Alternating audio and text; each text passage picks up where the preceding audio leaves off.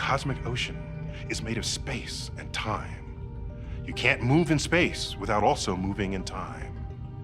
Our voyage will take us a long way from home, a little more than 1 billion light years.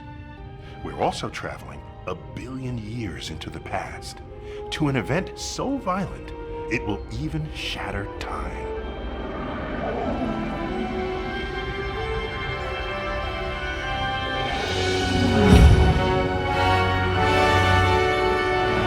Now we're getting close to our destination. This is what we came for. These two black holes were born from the collapse of a pair of massive stars. And they've been doing a gravitational tango ever since, for millions of years. We're here for the climax. When those two collide, they will set off a space-time tsunami that will stretch and compress space in all directions, and it will slow down time itself before speeding it up and slowing it down again.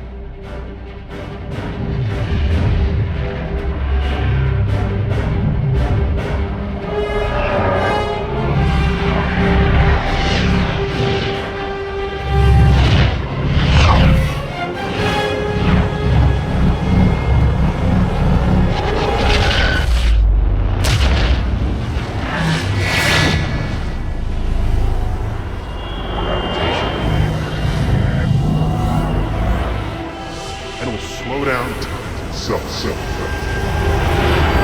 will set off a space-time tsunami. Stretch, press space in all directions, billion light years away.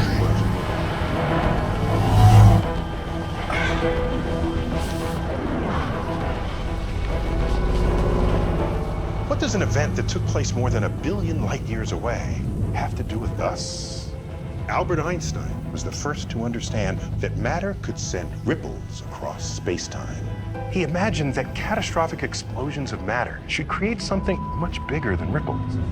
Great waves, gravitational waves. You are seeing and hearing me right now on whatever device you have because we figured out a way to manipulate the electromagnetic spectrum. If we can learn to surf those gravitational waves the way we know how to ride the electromagnetic ones, who knows?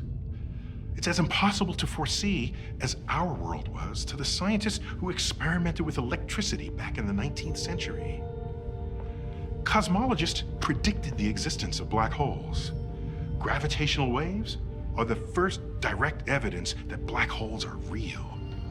But they may also provide a new way of knowing and exploring the cosmos. We can add it to the other senses that science has devised to penetrate the great dark ocean, all the kinds of light we use.